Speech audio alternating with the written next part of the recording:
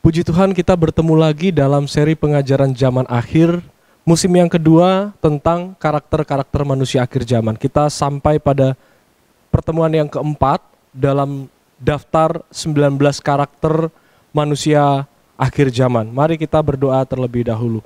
Bapa kami dalam kerajaan sorga, kami akan memulaikan pemahaman kami yang lebih dalam lagi mengenai karakter membual sesuai dengan apa yang Tuhan sudah nyatakan dalam kebenaran firman-Mu.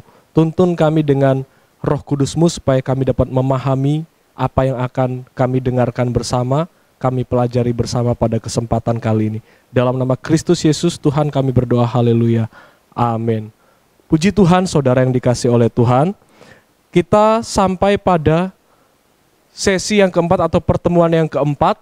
Dalam pertemuan keempat ini kita akan membahas karakter yang ketiga dari 19 karakter akhir zaman. Dan karakter ketiga sesuai dengan Alkitab yang kita pegang bersama adalah membual.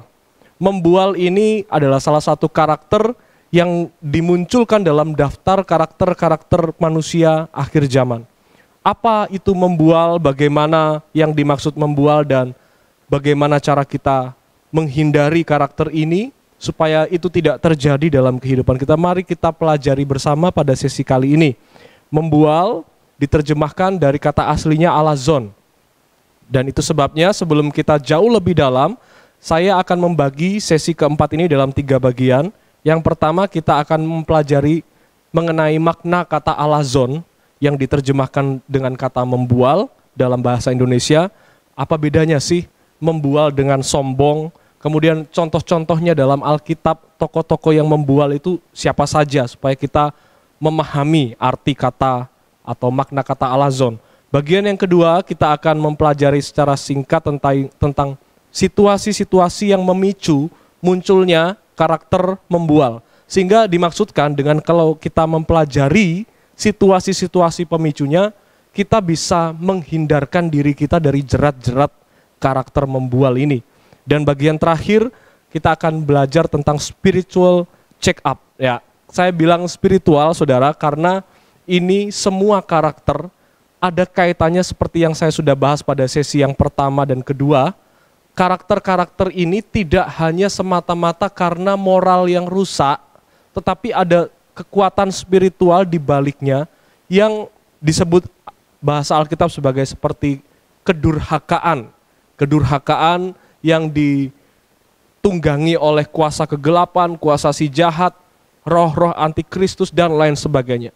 Sehingga kalau saudara baca daftar-daftar ini, sekalipun ada kaitannya sama persoalan psikologi, tapi adalah salah kalau kita melakukan pendekatan hanya semata-mata dengan teknik-teknik psikologi, karena ini ada kaitannya dengan hal-hal spiritual. Makanya saya kasih situ bagian yang ketiga adalah spiritual check up.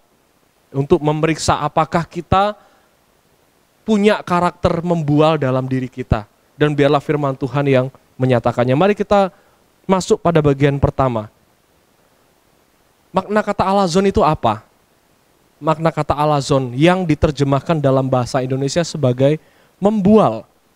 Dalam 2 Timotius pasal 3 ayat 2 dan Roma 1 ayat 30 itu di situ dipakai kata alazon ini. Dan menurut beberapa kamus yang saudara juga bisa lihat, alazon ini yang dipakai dalam 2 ayat ini artinya adalah seseorang yang dengan sombong menganggap terlalu banyak tentang dirinya.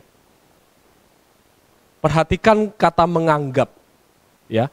Di situ jangan kita ke-trigger sama kata sombongnya dulu, tapi kata menganggap. Menganggap itu artinya tidak ada wujud konkret yang dia punya, tapi dia merasa dia punya sesuatu yang bisa ditonjolkan ke orang lain. Itu yang akan mengantar kita untuk tahu bedanya sombong sama membual itu apa. Ya, jadi membual atau alazon adalah seseorang yang dengan sombong menganggap terlalu banyak. Tentunya ini kata-kata atau hal-hal yang bisa mengagungkan dirinya di depan orang lain. Atau makna yang kedua, alazon itu gak jelas, gelandangan atau penipu. Kalau saudara tahu yang dimaksud gelandangan dalam artian ini adalah orang yang gak punya apa-apa. Yang kehidupannya tidak jelas. Tetapi dia menganggap dia nggak punya apa-apa, entah itu kaitannya dengan kepintaran, kecerdasan, keterampilan terhadap sesuatu, pengalaman, dia tidak punya seperti seorang gelandangan.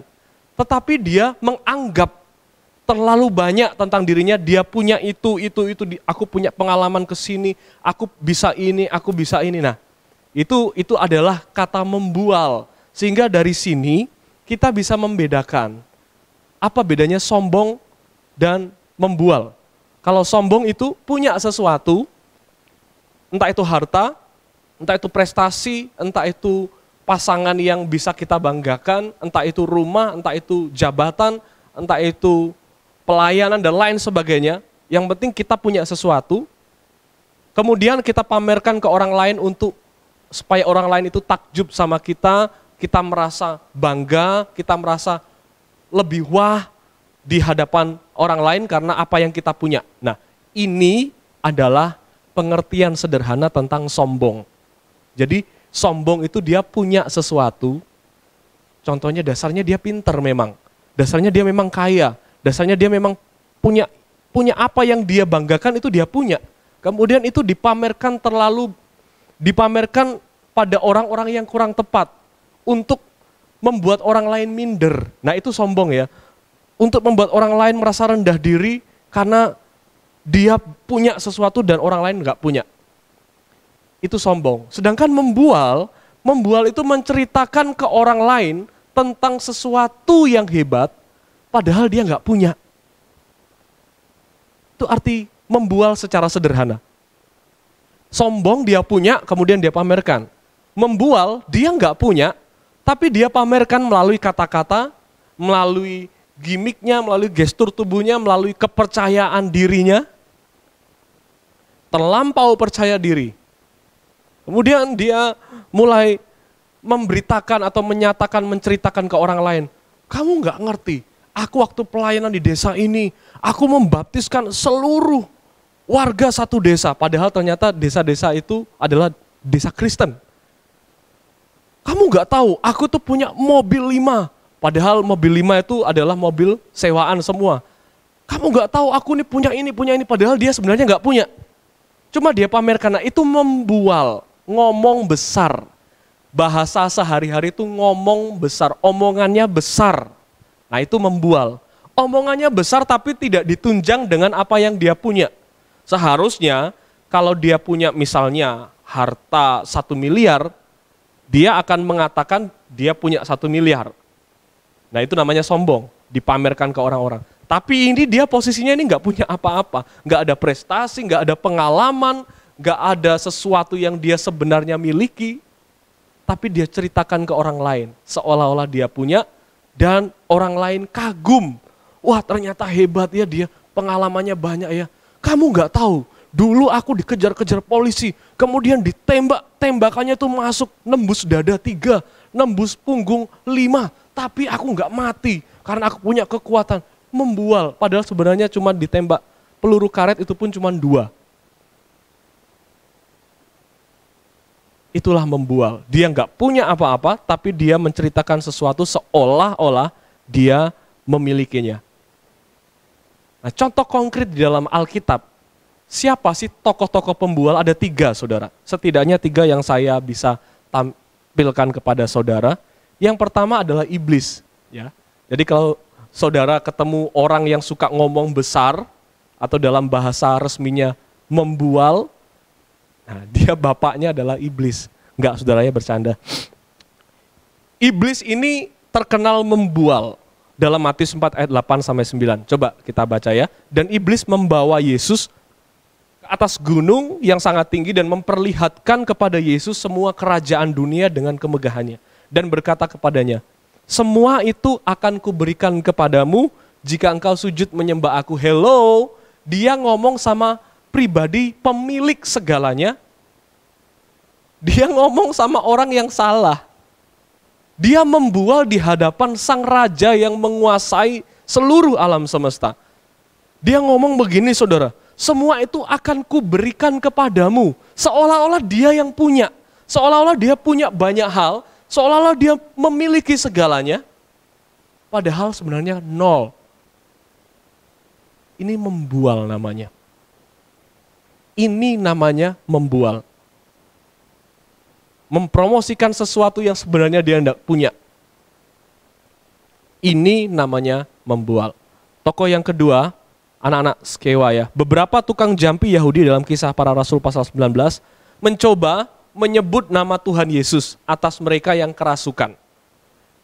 Beberapa tukang jampi Yahudi. Tentu tukang jampi Yahudi pula. Mencoba menyebut nama Tuhan Yesus atas mereka yang kerasukan dengan berseru, "Aku menyumpahi kamu demi nama Yesus yang diberitakan oleh Paulus." Tapi roh jahat itu menjawab, "Yesus aku kenal dan Paulus aku ketahui. Tapi kamu, siapakah kamu?" Seolah-olah dia punya kuasa, dia punya urapan, dia punya Yesus, dan dia melakukan, mencontoh orang lain, pelayanan orang lain yang orang percaya, seolah-olah dia punya kuasa itu, seolah-olah dia memiliki Roh Kudus. Dan akhirnya kan dipermalukan. Banyak orang yang mencoba untuk meniru karunia-karunia orang lain yang sebenarnya Tuhan sendiri gak berikan kepada dia. Karunia mujizat, karunia menyembuhkan, karunia-karunia yang spektakuler, yang digandrungi orang-orang yang haus matanya akan bukti. Dia nggak dikasih karunia menyembuhkan, dia pura-pura melakukan sesuatu seolah-olah menyembuhkan banyak orang sehingga orang-orang tertarik pada dia, padahal dia tidak memiliki kuasanya. Tapi dia membual di depan orang supaya menarik hati banyak orang karena bualannya itu. Dengan banyak intrik dia lakukan. Hati-hati dengan seorang pembual, karena seorang pembual bisa ditemukan di mana saja. Dia seolah-olah memiliki banyak hal, padahal dia tidak punya apa-apa. Contoh yang ketiga, dan ini contoh yang lebih baik, saudara, kalau anak-anak Skewa ini contoh orang-orang membual yang ada di luar Tuhan. Nah ini yang di dalam Tuhan, yang percaya Tuhan, pengikut Kristus pun tidak lepas dari perbuatan dosa membual. Yang dekat sama Tuhan Yesus pun tidak menjamin dia bersih dari perbuatan dosa membual. Siapa? Petrus. Contohnya saudara ya. Yesus berkata, "Malam ini kamu semua akan tergoncang imanmu." Petrus menjawab, "Biarpun mereka semua tergoncang imannya, aku sekali-kali tidak." Wah, cukup berani saudara ya. Tetapi pada kenyataannya itu semua hanya lip service. Karena pada momen ketika Yesus ditangkap, Petrus tidak mau mengakui. Bahkan Petrus, kita tidak membahas Petrus setelah bertobat. Ini masa lalu Petrus, di mana dia sedang bergumul sama dosanya, yang suka ngomong besar itu.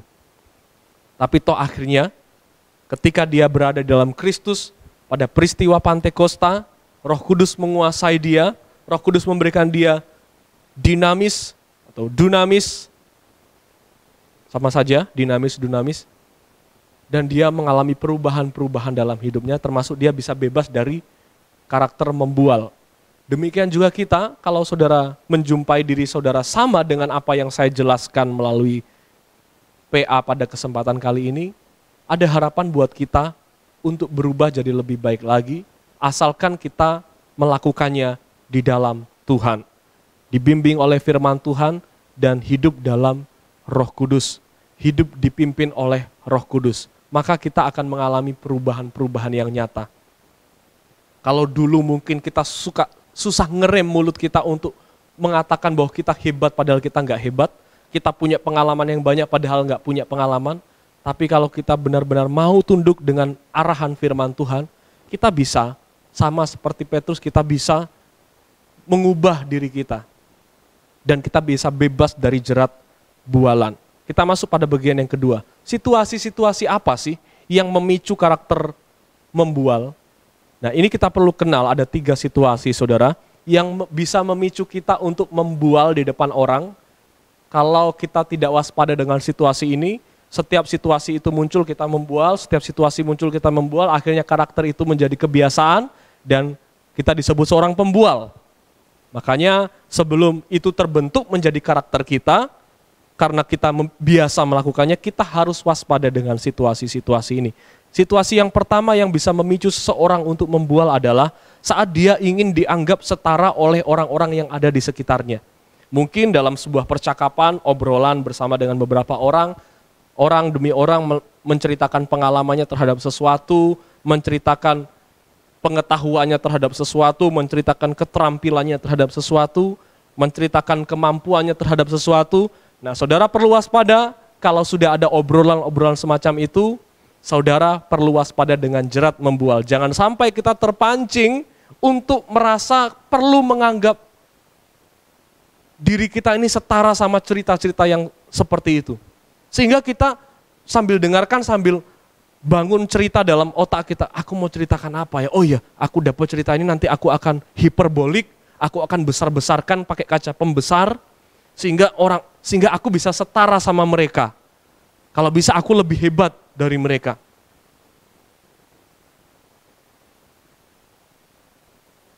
Karena menyetarakan diri adalah salah satu bentuk pertahanan diri dari seseorang yang jati dirinya terancam. Dan ini menjadi modal buat kita supaya kita tidak terjerat dengan karakter membual. Kalau ada percakapan-percakapan yang menceritakan kehebatan-kehebatan dari orang-orang yang berbicara itu, ketika tiba giliran saudara, saudara harus hati-hati berkata tentang diri saudara. Oh, ini saya sudah tangkap, karena saya waspada, saya tangkap ini obrolan-obrolan yang bisa mengarahkan saya untuk membual. Saya harus hati-hati dalam berbicara, saya harus berbicara apa adanya. Kalau saya tidak punya pengalaman yang sama, saya cukup memuji mereka. Kalau saya tidak punya pengetahuan yang lebih baik dari mereka, saya puji pengetahuan mereka. Kalau saya tidak punya keterampilan mereka, saya puji keterampilan mereka. Daripada saya buat cerita untuk diri saya sendiri, supaya orang lain kagum sama kita, padahal kita sedang membual. Hati-hati situasi ini. Situasi yang kedua, saat seseorang ingin dianggap rohani. Biasanya ini terjadi situasi ketika dia sedang bertemu dengan seorang gembala, seorang hamba Tuhan, kemudian dia ingin menampilkan dirinya itu rohani atau di depan jemaat lain, karena kerohanian itu menghasilkan penghargaan dan penghormatan. Itu sebabnya kalau dia belum sampai pada titik kerohanian itu, di depan orang dia rela bikin cerita kalau dia ini seolah-olah rohani, padahal sebenarnya sangat tidak. Seolah-olah dia orang yang saleh, padahal sebenarnya tidak. Nah, waspada dengan situasi yang seperti ini. Ketika kerohanian itu menjadi nilai bagi hidup kita, untuk kayaknya orang yang dihormati adalah orang yang saleh. Kayaknya orang yang disegani dan dihargai adalah orang yang saleh, orang yang rohani. Karena aku belum sesaleh standar mereka, aku akan bikin cerita-cerita seolah-olah aku ini hidup sangat setiap hari berjalan bersama Tuhan. Setiap detik aku dengar suara Tuhan. Setiap detik aku paham maksudnya Tuhan. Setiap detik aku bisa melihat jalan Tuhan di depan. Wah, itu bikin supaya orang itu kagum. Wih, kamu keren ya, kamu bisa sedekat itu sama Tuhan.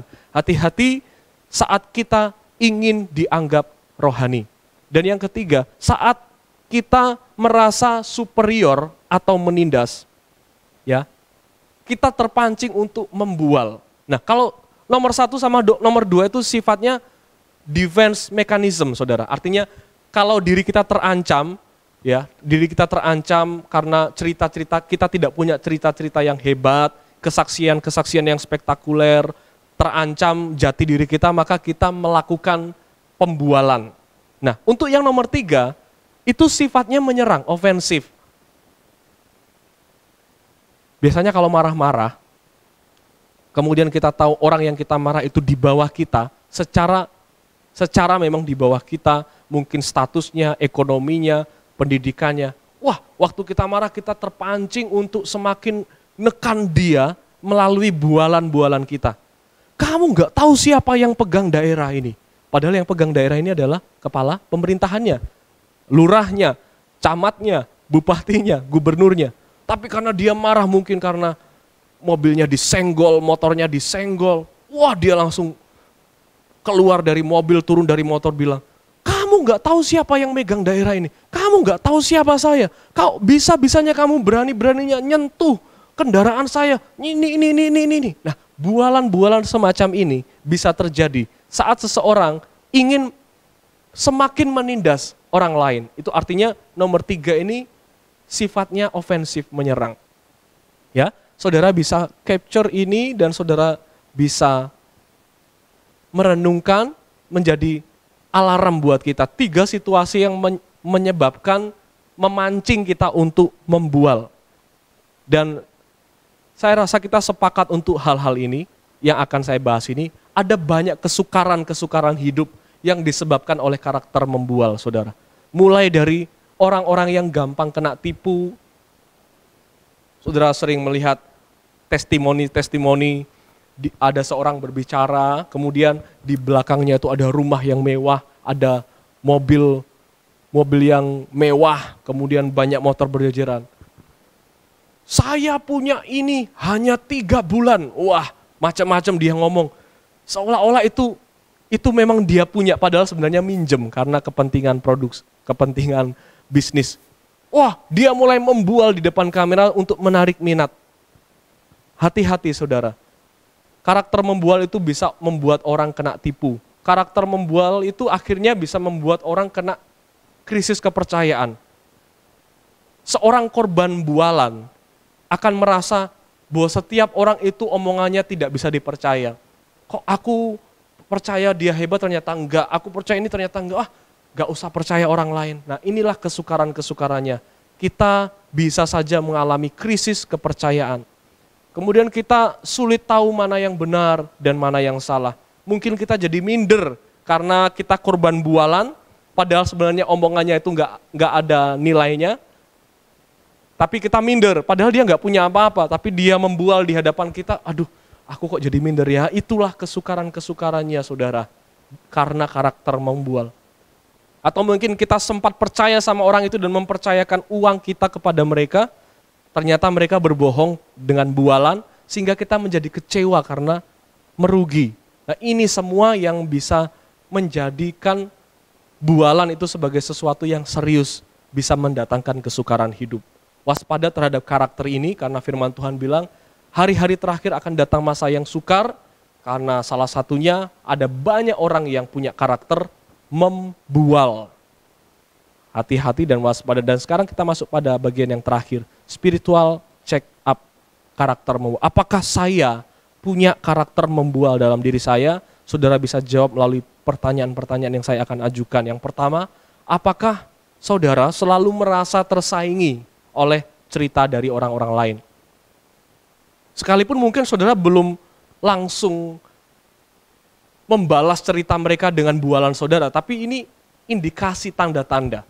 Kalau saudara selalu merasa tersaingi, setiap ada kumpul keluarga, setiap keluarga menceritakan kekayaan mereka, setiap keluarga menceritakan kebahagiaan mereka, setiap keluarga menceritakan pengalaman manis mereka, kemudian saudara merasa tersaingi dengan cerita-cerita mereka. Maka ini bisa menjadi indikasi saudara akan masuk dalam jerat membual. Apakah saudara selalu berusaha mencari sesuatu yang hebat dalam diri saudara untuk diceritakan ke orang lain, supaya orang lain kagum sama saudara? Ini bisa jadi indikasi kita mulai terjerat dengan karakter membual. Apakah saudara selalu takut atau malu dianggap orang yang gak hebat, kurang pengalaman? Saudara selalu takut sehingga saudara berusaha untuk membuat citra saudara di mata orang lain itu sesuai dengan standar mereka atau bahkan melebihi standar mereka. Apakah saudara punya ketakutan yang seperti ini? Saudara perlu dekat sama firman Tuhan, datang pada Tuhan untuk Tuhan bebaskan dari karakter membual. Atau mungkin kita sudah menjadi seorang pembual karena kita suka melebih-lebihkan cerita kita supaya orang lain kagum sama kita, menghormati kita atau menganggap keberadaan kita. Percayalah saudara, ada cara yang lebih benar untuk membuat orang menghormati kita, yaitu dengan salah satunya menghormati orang lain. Siapa yang ingin jadi besar, dia harus jadi yang kecil. Siapa yang ingin dilayani, dia harus melayani. Itu adalah salah satu virtu, nilai yang Tuhan bagikan bagi kita. Tidak usah pakai cara-cara lain, termasuk melebih-lebihkan cerita kita supaya orang lain kagum. Karena ada cara lain yang lebih benar, yang bisa dengan cara itu kita memuliakan Tuhan. Redamlah rasa kesal kita dengan percaya bahwa akan ada masanya kebenaran Kristus yang kita percayai, kita imani, kita yakini akan dinyatakan dengan adil pada kita dan pada Dia yang telah membual kepada kita, yang telah menipu kita dengan bualan-bualannya. Percayalah bahwa hidup orang percaya telah ada di dalam tangan Kristus, maka kecelakaan-kecelakaan hati yang sudah kita alami karena bualan-bualan dari si pembual yang kita kurang waspada dan akhirnya menjadi korban mereka, pasti selalu mendatangkan kebaikan dan kebaikan dalam diri kita. Dan tidak perlu berusaha menampilkan diri bisa lebih baik. Tidak perlu berusaha menampilkan diri bisa lebih hebat, lebih mampu dari orang lain. Ketekunan kita di dalam Kristuslah yang akan mengantar kita secara alami untuk menjadi berkat bagi banyak orang. Ketika kita memuliakan Allah, maka Allah akan meluruskan, maka Allah akan membuka jalannya bagi kita. Pujian manusia tidak lebih baik daripada penghormatan Bapa untuk anak yang setia pada firman-Nya. Saudara sudah tahu arti kata membual? Saudara sudah tahu situasi-situasi yang memicu bualan-bualan itu muncul dalam diri saudara. Saudara sudah tahu cara melepaskan diri dari bualan-bualan yang sudah mulai terbentuk sebagai karakter saudara. Maka kita harus berserah dalam tangan Tuhan. Dia yang bisa mengubah hidup kita melalui kuasa Roh Kudus-Nya dan firman-Nya yang hidup. Maka kita bisa menjadi orang yang terbebas dari karakter membual. Puji Tuhan, kita akan akhiri dalam doa pada sesi yang keempat ini. Kami mengucap syukur Tuhan Yesus, Tuhan sudah pimpin kami sampai pada akhir pertemuan yang keempat ini, dan biarlah apapun yang hamba-Mu bagikan kepada setiap kita yang mendengarkan, itu dapat menuntun setiap orang untuk memuliakan Tuhan dalam hidupnya, mempersembahkan yang terbaik dalam hidupnya yang bisa kami berikan kepada Tuhan, karena hidup kami adalah Kristus. Apapun yang kami lakukan, apapun yang kami kerjakan, selalu harus memuliakan Tuhan. Punya sikap penghormatan, sikap penyembahan, karena kami tahu hidup kami telah ditebus oleh darah yang mahal dalam keadaan kami yang masih dalam keberdosaan ini. Oh, sungguh besar kasih-Mu dalam hidup kami. Bebaskanlah kami dari karakter membual dan selamatkanlah kami dari orang-orang yang punya karakter membual. Kami akhiri sesi ini dalam nama Kristus Yesus Tuhan. Haleluya. Amin. Puji Tuhan, saudara yang dikasihi Tuhan. Kiranya kasih Tuhan Yesus Kristus menyertai kita senantiasa.